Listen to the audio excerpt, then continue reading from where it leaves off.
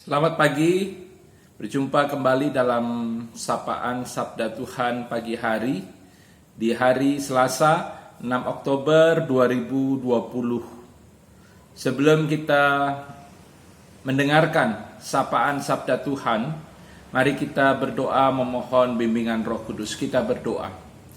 Ya Tuhan, kami bersyukur karena Tuhan menganugerahkan kesehatan, nafas hidup, dan keselamatan sampai saat ini. Kami akan menjalani aktivitas kerja, karya, dan usaha kami di hari ini. Namun sebelumnya kami hendak membaca Alkitab dan mendengarkan firman Tuhan.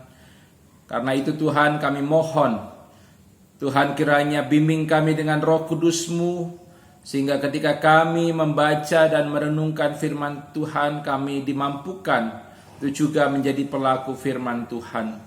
Kiranya firman Tuhan menjadi pelita dan juga suluh serta terang pada jalan dan setiap langkah kami, sehingga kami tidak sesat dalam perjalanan kehidupan kami di tengah dunia. Inilah kami anak-anak-Mu, bersabdalah kepada kami telah sedia untuk mendengarkan firman Tuhan. Amin.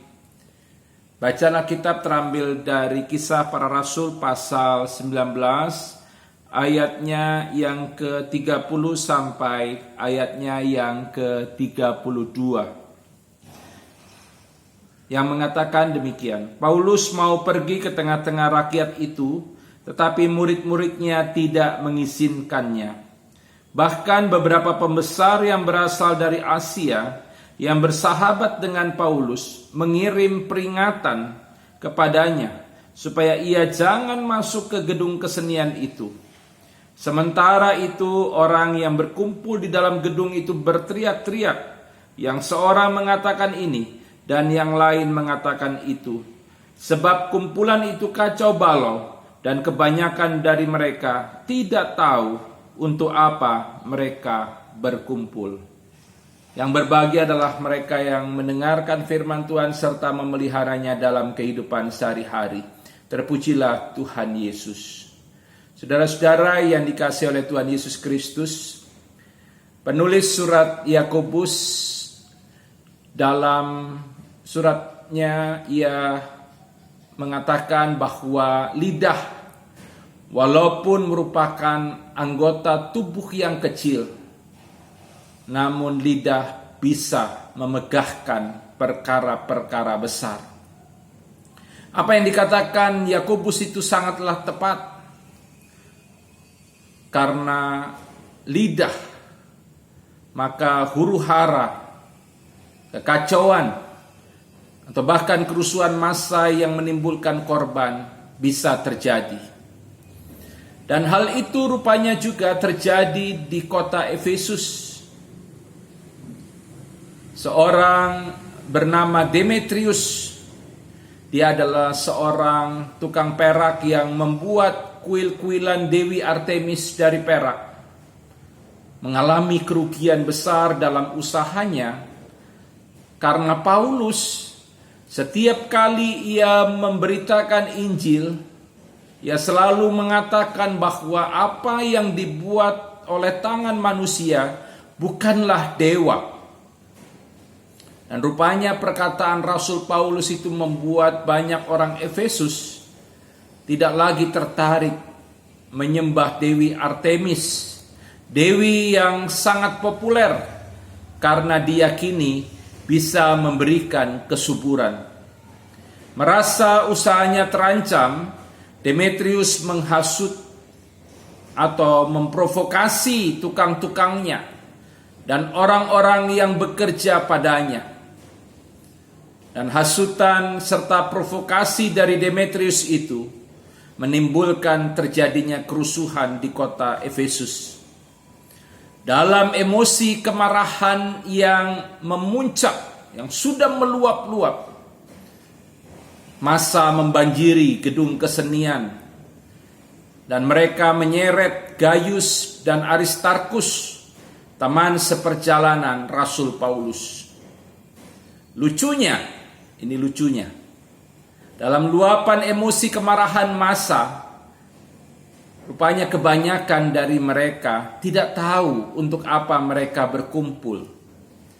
Dan hal ini mengingatkan beberapa kali kejadian demonstrasi di Indonesia. Banyak orang-orang yang berdemonstrasi dan bahkan ketika terjadi kerusuhan dan mereka tertangkap. Ketika ditanya untuk apa mereka berdemonstrasi, dan kebanyakan dari mereka tidak tahu untuk apa mereka berdemonstrasi. Mereka adalah orang-orang yang bergerak karena mereka sangat mudah diprovokasi. Mereka sangat mudah dihasut. Saudara-saudaraku yang dikasihi oleh Tuhan Yesus Kristus, Allah memanggil dan mengutus kita bukan untuk memprovokasi dan menghasut orang lain, untuk melakukan hal-hal yang merugikan ataupun menghancurkan kehidupan sesama manusia. Allah memanggil kita untuk menyampaikan kabar baik, kabar sukacita, kabar yang menguatkan, kabar yang membangun, yang membawa damai sejahtera bagi sesama manusia. Kabar seperti inilah yang harus kita siarkan, harus kita beritakan. Bukan kabar yang memprovokasi dan berpotensi menghancurkan kehidupan orang lain. Selain itu, mari kita juga cerdas dan bijak, serta selalu meminta hikmat Tuhan, sehingga ketika ada seseorang yang mengajak kita untuk melakukan hal-hal yang buruk, kita dengan tegas mampu untuk menolaknya. Mari jalani hidup bukan untuk menghancurkan orang lain, bukan untuk membuat orang lain menderita, tapi mari kita jalani hidup untuk mewujud nyatakan damai sejahtera Tuhan, sehingga Tuhan dimuliakan lewat kehidupan kita. Selamat beraktivitas, Tuhan memberkati. Amin. Mari kita berdoa. Ya Tuhan, kami bersyukur karena Tuhan sudah boleh berfirman kepada kami. Firman-Mu mengajarkan kami untuk mewujudkan damai sejahtera melalui kata-kata yang baik, melalui kata-kata yang membangun. Biarlah kiranya dalam kehidupan kami membawa kabar sukacita tentang keselamatan yang Tuhan telah anugerahkan melalui Yesus Kristus. Dan biarlah kiranya Tuhan juga berikan hikmat kepada kami, untuk kami dapat menimbang mana yang baik, mana yang buruk. Kami boleh melakukan yang baik dan meninggalkan yang buruk.